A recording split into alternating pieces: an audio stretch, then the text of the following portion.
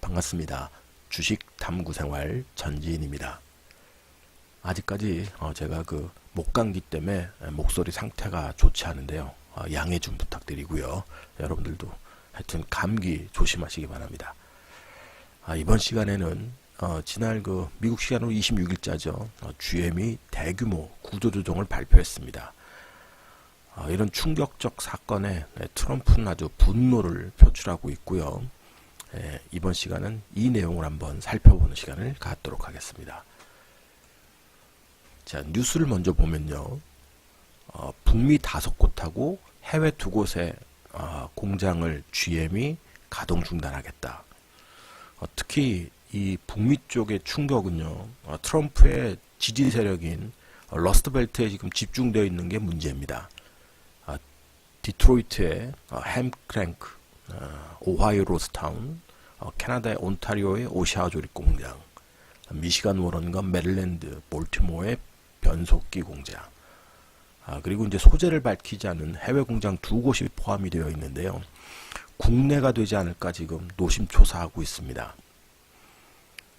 이런 구조조정의 원인이 어디에 있는지 우리는 이번 기회에 좀 세밀하게 살펴볼 필요가 있고요. 무려 북미에서만 1만 4천여 명의 인력을 감축하고 해외에 추가 한 4천 명 정도 감축하면 1만 8천 명 정도를 지금 인력 감축을 할 것으로 보여집니다. 이렇게 구조조정을 통해서 내년 말까지 약 60억 달러의 비용을 절감을 해서 자율주행차하고 전기차에 대한 투자를 강화하겠다. 시대 패러다임에 맞게 변모하겠다고 지금 나서고 있습니다.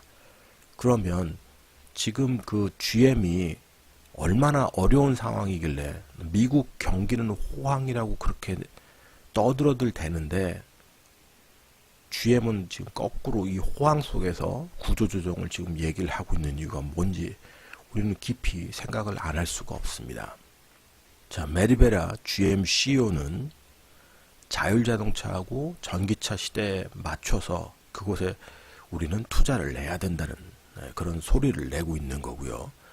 인력 감축은 이제 내연기관 쪽에 이런 인력들이 감축되지만 향후에는 이 소프트웨어라든지 전기차 관련 이런 전문가들을 더 많이 채용하겠다. 앞으로 2년간 전기차와 자율주행차 분야의 투입 자원을 2배로 늘릴 계획이라고 밝혔는데 2배로 늘린다 그래도 저렇게 많은 공장들이 폐쇄되면 늘릴 수 있는 인력 자원은 한계가 있을 겁니다.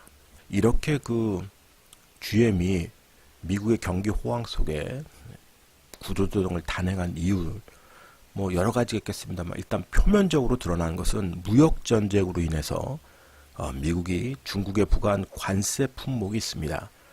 특히 이제 자동차 부품이 대거 포함되어 있고요. 그러다 보니까 부품 가격이 올라가면서 완제품에 대한 생산비도 올라갈 수밖에 없는 구조죠. 거기다 이제 철강 관세까지 있기 때문에 직간접적으로 자동차 산업에 영향을 미칠 수밖에 없습니다. 원자재값 상승은 경쟁력 약화로 이어질 수가 있기 때문이죠.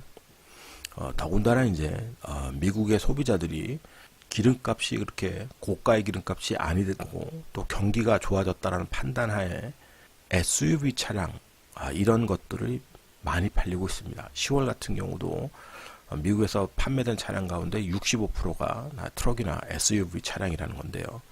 GM은 이쪽 부분이 조금 취약한 구조를 갖고 있죠. 승용차 부분이니까요.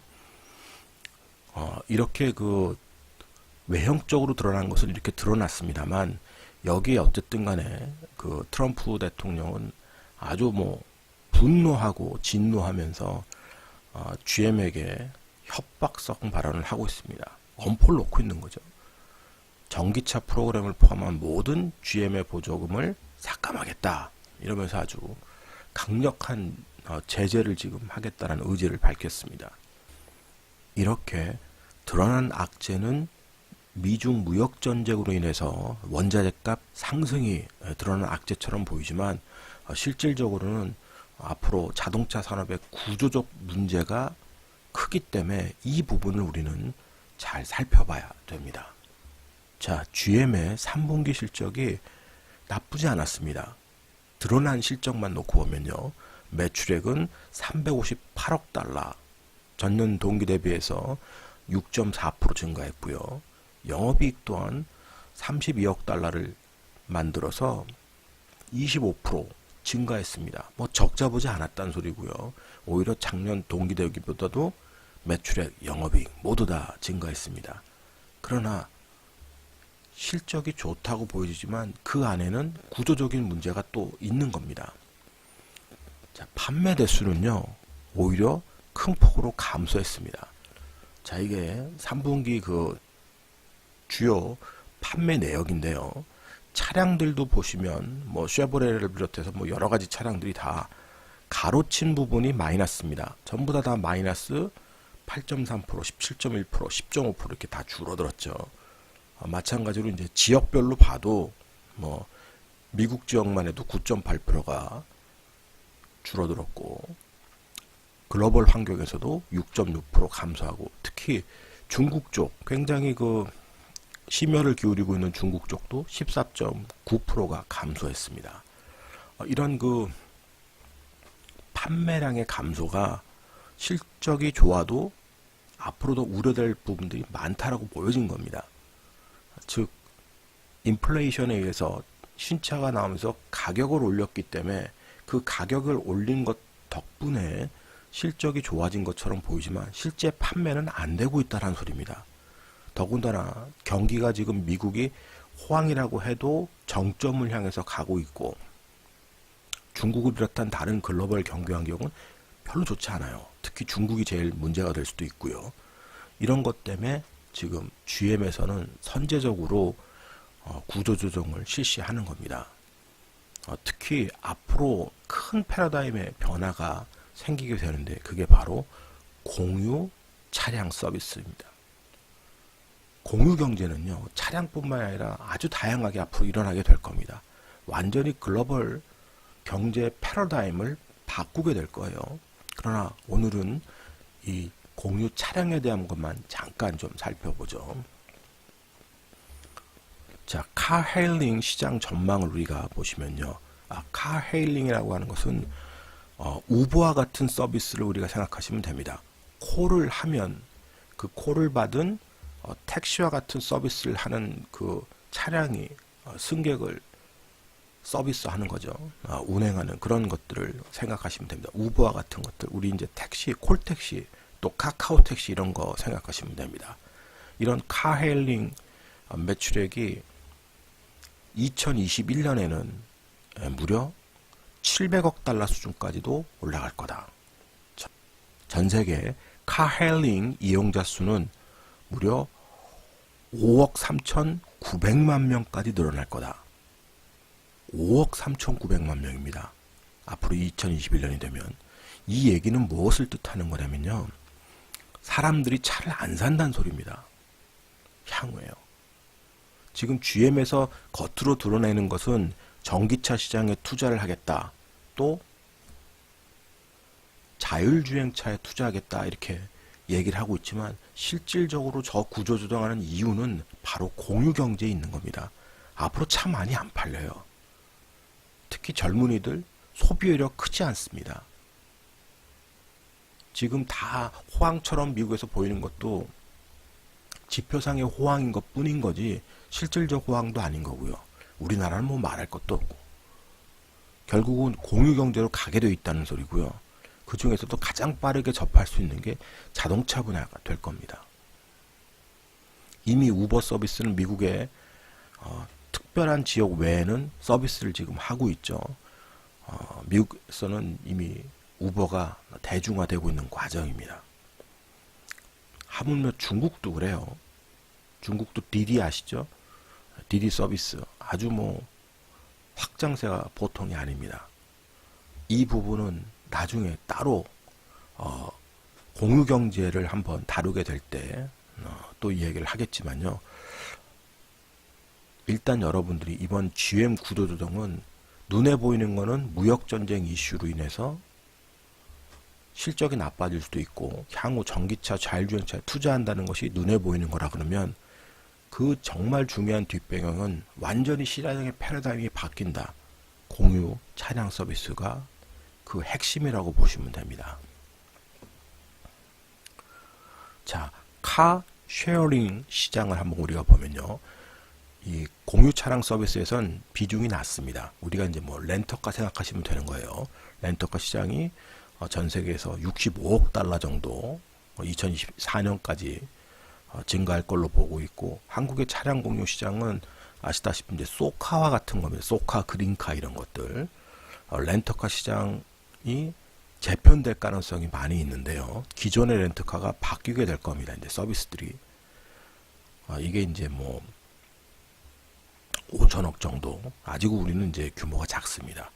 우버와 같은 서비스는 지금 아예 하지도 못하고 있죠. 뭐 규제를 조금 완화해서 카풀 서비스 카카오에서 하는 거, 뭐 하루에 뭐 출퇴근 시간에만 2회 뭐 적용한다고 지금 얘기들이 나오고 있는데, 어쨌든 시대의 패러다임을 거스리려고 하면 그 거스리는 것만큼 느리게 되는 거고요. 후퇴하는 겁니다. 정말 개인적으로 상당히 안타깝습니다. 지금 세상이 변하고 있고 정말 대혁명의 시기가 또 다가오고 있는데, 우리나라의 그런 지금 현 상황을 보면 쫓아가질 못하고 있어요. 법적으로도 그렇고, 정부의 정책적으로도 그렇고, 많은 계도 기간을 거쳐서 빠른 시간 안에 이런 것들을 따라잡아야 되는데, 정말 한편으로는 많이 답답합니다. 그러나 어쨌든 뭐 그것도 지금 우리 현 상황이니까 현 상황에 맞게끔 우리는 판단을 해야 되겠죠. 투자자니까요. 그래서 지금 현대자동차라든지 기아차 이런 완성차 업체에 대한 투자는 정말로 투자자라면 조심하셔야 되는 겁니다.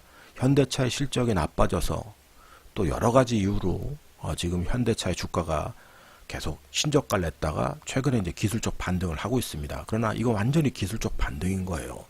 현대차가 망하진 않습니다. 현금도 많이 보유하고 있고 자산 가치가 있기 때문에 쉽게 망하진 않아요. 그러나 현대차가 앞으로 실적이 대폭적으로 좋아지고 중장기적으로 아주 좋은 패러다임을 갖고 있냐? 전혀 그렇지 못합니다. 지금 GM과 같은 회사들도 저 미래의 패러다임을 준비하는데, 현대차는 미래의 패러다임을 준비하는데 너무 늦어요.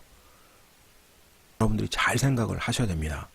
현대차 주주들 많이 속상하시죠? 그러나 여러분들이 한번 깊게 생각하셔야 돼요. 이 공유 경제를 이해하지 못하면 정말 앞으로 큰 패러다임에 소외되실 가능성이 많아집니다. 지금 젊은이들의 패턴이요, 완전히 달라지고 있어요. 40대 이상은 지금 젊은이들의 패턴을 이해하지 못합니다. 천재인 개인도 너무 빨리 지금 세상의 패러다임이 변하고 있기 때문에 어린 친구들의 그런 지금 생활이나 그들의 그런 철학, 그리고 그들이 그런 생각하고 행동하는 여러 가지들을 정말 따라갈 수가 없어요. 그래서 유튜브를 하는 계기도 이런 계기가 있기 때문에 그렇습니다. 그들을 조금이라도 이해하려고, 과연 유튜브는 어떻게 진행이 되고 어떤 효과를 내고 이런 것들을 몸소 체험하기 위해서 지금 유튜브도 진행을 하고 있는 건데요. 정말 세상이 무섭게 바뀝니다. 이미 미디어가 유튜브로 다 이동하고 있어요. 정말 놀라울 정도의 패러다임 변화입니다. 기존에 정말 40년, 50년 이루어져 왔던 그런 산업 구조가 완전히 지금 바뀌고 있어요. 그 중에서도 향후 정말로 큰 패러다임의 변화가 있을 게 자동차 업종, 이쪽에 공유 경제 중에서도 공유 차량, 반드시 투자자라면 짚고 넘어가셔야 됩니다. 트럼프가 아무리 빡치고 뭔가 규제를 한다 해도 이 공유 차량 서비스는 이미 대세가 돼버렸기 때문에 GM을 일정 부분 규제를 통해서 저 가는 길을 늦출 수 있어도 저 방향은 그냥 간다는 소리입니다. 그래서 이 부분을 투자하시는 투자자들은 반드시 짚고 넘어가실 필요가 있습니다. 언제 한번 시간을 내서 이 공유경제에 대한 것들을 좀 정리해서 알려드리는 방송을 조금 준비해 보도록 할게요. 자, 이번 시간에는 GM이 대규모 구조조정을 했다는 내용을 가지고 생각해보는 시간을 가졌는데요. 이 영상이 도움이 되셨다면 좋아요, 구독하기 부탁드리겠습니다. 고맙습니다. 전지인이었습니다.